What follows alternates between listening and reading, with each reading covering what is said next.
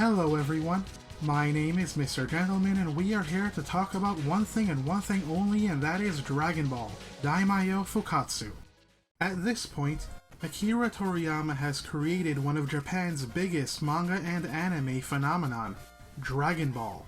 The saga tells the adventures of Goku, a young boy with a tale inspired by Journey to the West. Goku desires to train to become stronger and must sometimes find the 7 Dragon Balls, which summon the Dragon Shenron who will grant one wish. And as with anything popular, there must come the eventual attempts to make some video game money off of the license. In 1986, Epic created Dragon Ball, Dragon Daihikyo, an overhead shooter where Goku rides on his Nimbus Cloud while attacking enemies. It was considered a mediocre arcade-style game, and Bandai acquired the license afterwards. They enlisted Toe's software company to create a series that covered the entirety of Goku's adventures, beginning with Dragon Ball, Shenlong no Nazo, which covered the early parts of the manga and ended with the first wish from Shenron. The overhead 2D game had Goku fighting through enemies with his fists, his bow staff, and ki blasts, with side-scrolling sections for boss fights. The game, amusingly, did see a heavily modified localization. Overall, even the Japanese remember the game as being decent fun, but honestly not feeling like Dragon Ball. It is here where Toe's took a hard right turn into the territory we are interested in. Going into the sequel, they decided to rethink their approach, and looked into what was popular in the 80s in Japan. Well, people liked Dragon Ball, that was a given. They enjoyed board games. People and their families loved to play card games. And certain gamers were really into interactive adventure titles, the precursor to visual novels. And finally, we catch up with that other Toriyama-related phenomenon, that newfangled Dragon Quest RPG. Truthfully, have you ever noticed how odd Japanese games can be? The idea of genre mixing, including within RPGs, gambling on whether it will be like spaghetti and meatballs or oil and water.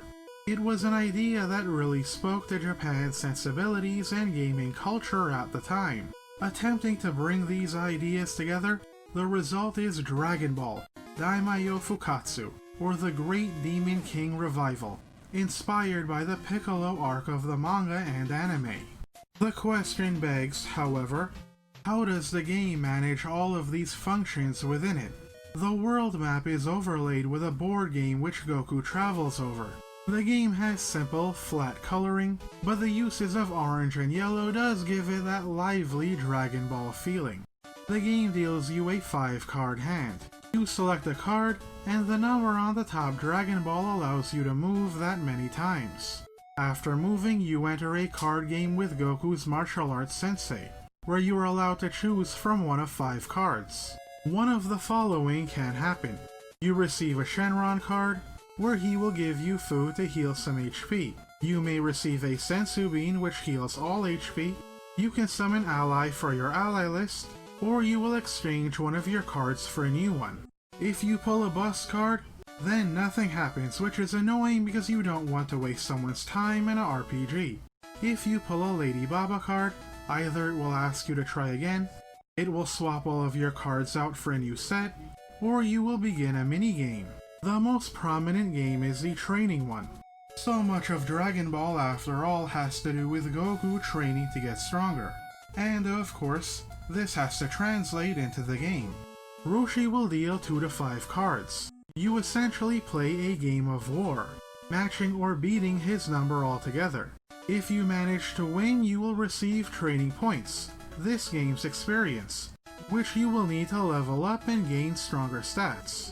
The amount you receive depends on how many times you merely match his number or overcame them. Get one wrong and this leads to failure, with Roshi scolding you and you get nothing. What an annoying old man. It can get really frustrating when you spend some great cards trying to win, only to lose the last round and gain nothing for your trouble. Alternatively, another mini-game involving Baba is one of card matching. 8 cards lie face down and you have to find 2 that match. but to much frustration, you only get one chance. And no, the game is not the same the next time you get it. If you do manage to pair two together, you will get whoever was in those cards as an ally. But much like Yamcha, this is quite pointless, as I could never figure out the reason allies existed and it never truly came up in the gameplay. The minigames can be summed up as follows. They're not all that fun, they get old fast, and quite frankly, there needed to be more of them. The matching game would be great if you didn't only have one chance. The training game is sufficient but quickly gets old. I understand that being an RPG you want to keep things moving, but I'm sure they could have thought of more fast-paced moving games for variety's sake.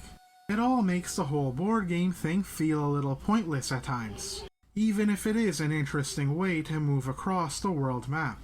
The last and most common possibility is turning over a Piccolo card which will initiate a battle. Finally, RPG combat. To quickly explain the HUD, Goku's HP and training points are designated to the bottom left corner, with new levels raising HP and stats. The turn-based battles begin with either you or the opponent choosing a number, which decides how many cards you use. You then play, again, a game of war. If you both have an equal number, both cards will be neutralized. Whoever has the higher number will perform whatever action is symbolized on the card, and the number on the bottom card decides your evasive power for that round. You have punching attacks, kicking attacks, you can run, and the hit reel allows for a stronger combo attack. Later Goku will receive his bow staff for an extension assault. The best card to get are the techniques. Roshi displays 5 cards face down, behind which are one of Goku's powerful special moves. At early levels, Goku uses the Zenzoken and very rarely the Kamehameha, which is almost guaranteed to one-shot his opponents. As your levels go up, the Kamehameha becomes more common. Eventually you obtain the Hashuken, the Janken, Zenzoken times 2, and then the Zenzoken times 3. At level 12 you earn the Super Kamehameha, and at level 13 you learn the Reverse Kamehameha, based on the maneuver Goku used to kill Piccolo. Anyway, after battle you gain some TP and hopefully some food or a sensu bean. With that said, let's get the obvious out of the way. The most fascinating aspect are the unique still frame images across 5 bars to express how Goku and his enemies fight. Remember that this is the 8-bit era where animations were minimal and simple. But for Dragon Ball, you had comparatively well-drawn images with impactful sound effects, with the panel-by-panel visuals giving a continuous sense of action, one which plays out kind of like reading a manga. The Kamehameha and bow staff stretching over multiple panels is quite effective. The drawings are all dynamic, expressive, and are never flat. They look fierce enough for what they're trying to convey and they represent the source material quite well. The enemies receive some quality work too. Certain ones have rather unique images, whether it be for basic stances or for special attacks. Though admittedly there could have been more of these. This altogether, perhaps, makes this one of the best looking RPG combat systems of the era. And most importantly, it conveys the shonen action experience in a way that works well within an early console role-playing title. Despite that, it is safe to say that this game is both very simple and very random. The whole thing at least has a decently fun feel to it with the cards, board game, and interesting battles. That said, whatever fun that arose came about more from the overall concept of the game, which was more enjoyable than the actual experience itself. The overall idea of what it was supposed to be was more fun than any individual idea well executed.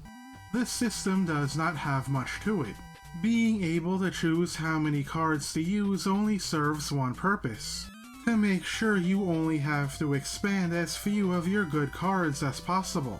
The hope is that you will win the battle quickly. If it does not, then the desire is that the replacements for the ones you spent will be good and will not screw you over. It would also be great if the enemy didn't choose too many cards to be used, since the player will want to conserve their low number cards for traversal, so that they will have more chances to farm battles and training sessions. One does hope they will not be forced into a situation where they will have to use them. Due to this being the extent of your capabilities, the game is strategically limited, leading to battles becoming somewhat repetitive. The combat is also unfortunately affected by its tendency to force you to overlevel. The game is quite imbalanced.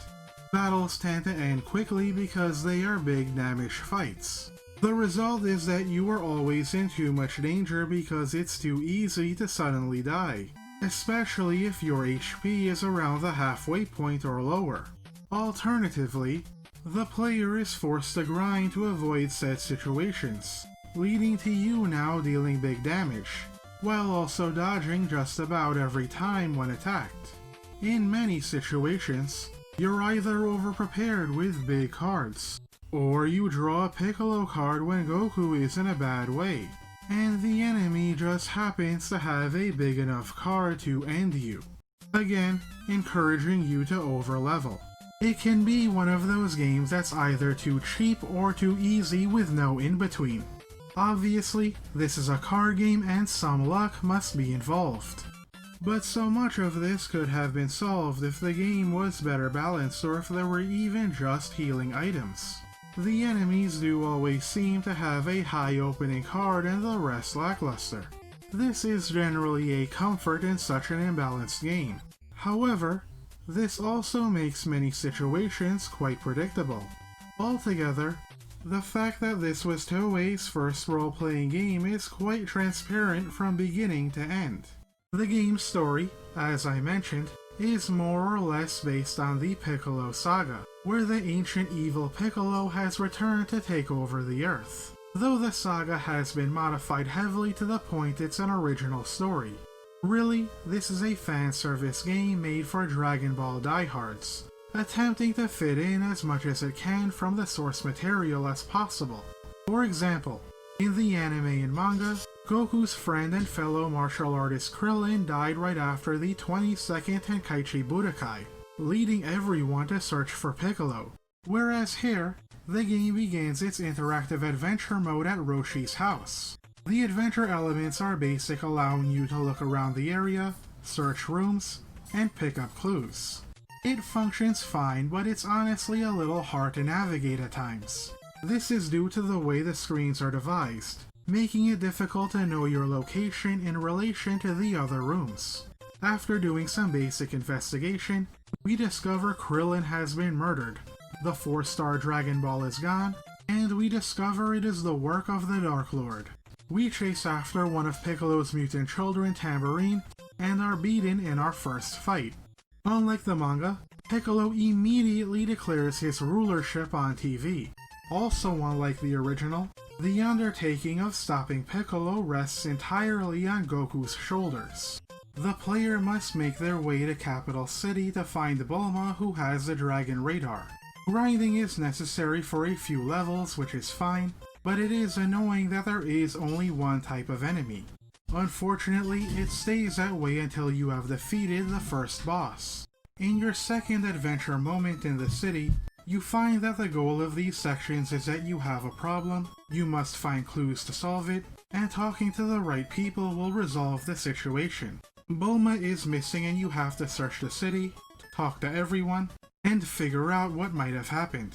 Unfortunately, the problems of navigating east, west, south, and how far you've gone in relation to where you've been before is only exacerbated and can get really annoying. The window that shows you the world is so incredibly small, while all of the areas often look so samey. It is also difficult to know where you are directionally in comparison with all of the other areas, leading to this being very disorienting. It certainly does not help that traveling across multiple screens takes quite some time, mostly due to the constant text, making the process of navigation even more annoying.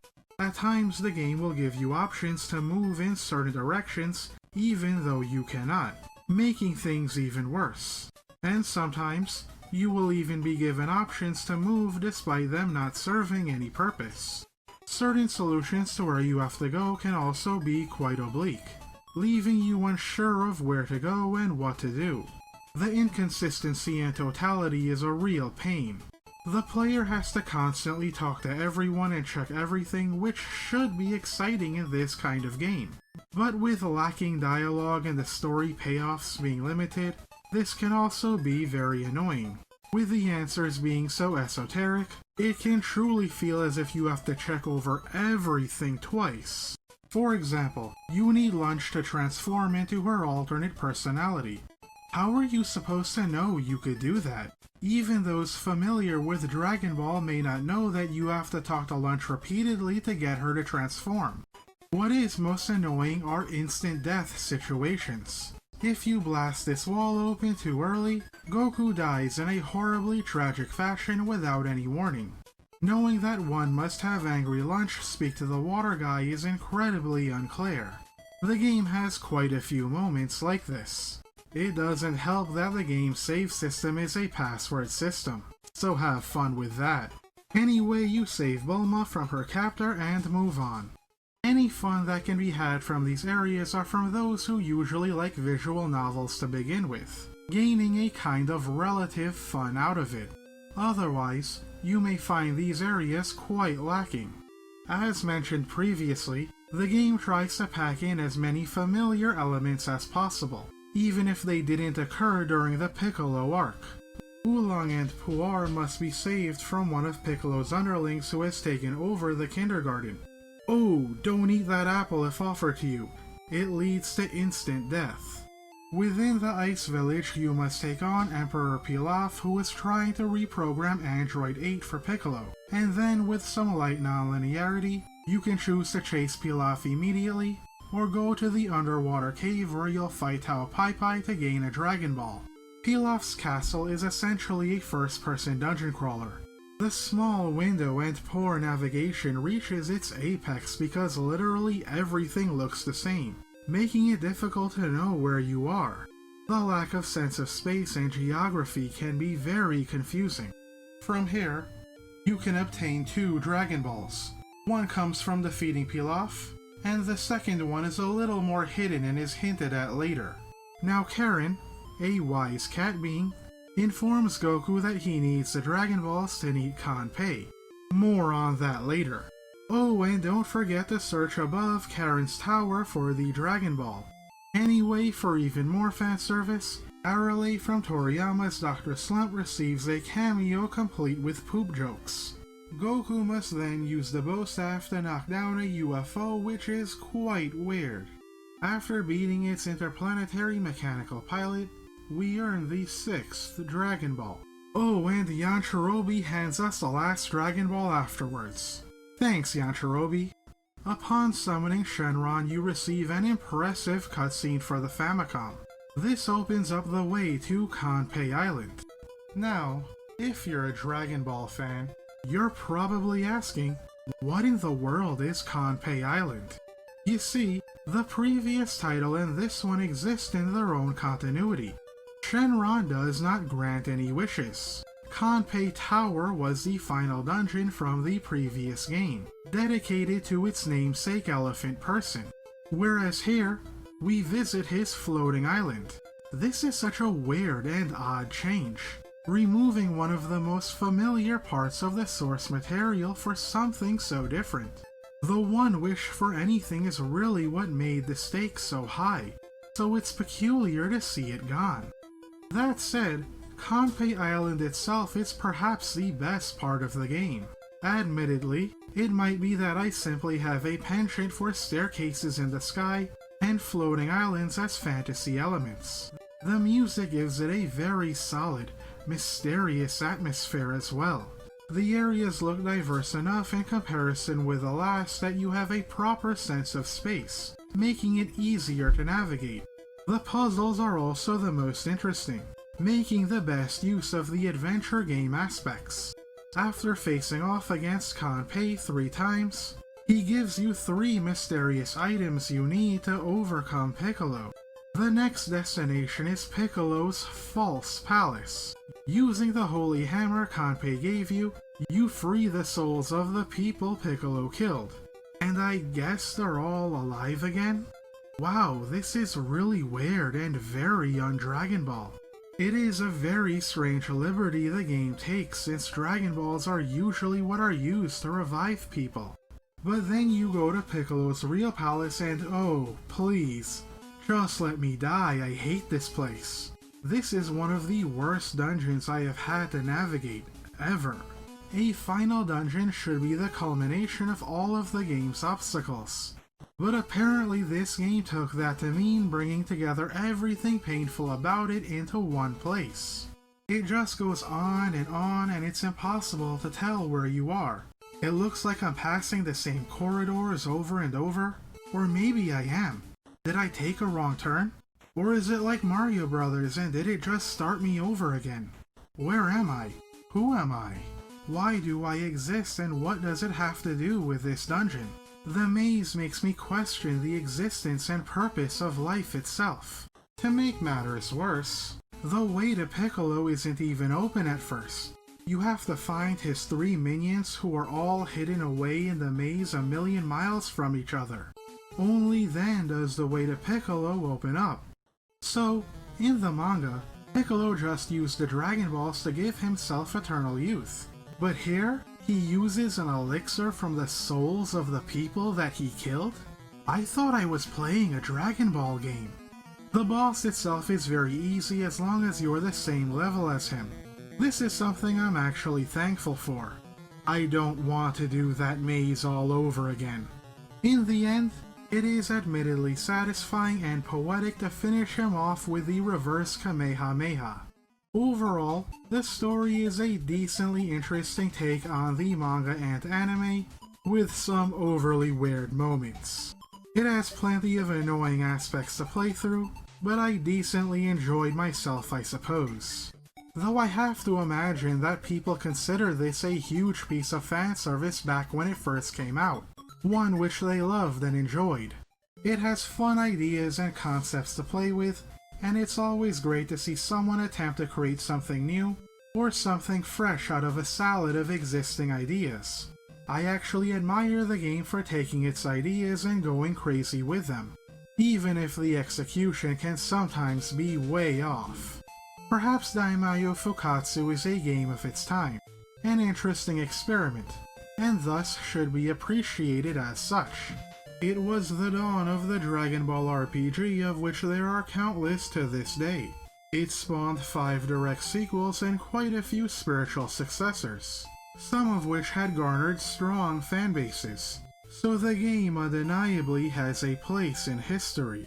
It may have been the origin point, or at least the first prominent game, to combine RPG concepts with other ideas on this level and scale, making it somewhat of a grandfather to them all. All in all, a very experimental, though quite flawed outing for the first Dragon Ball RPG. I hope that you enjoyed this video. Please like, comment, subscribe, and share for the algorithm lords. If you would like to support me for $1 a month, you may do so on my Patreon or by hitting the join button. Thank you for watching, and God bless you all.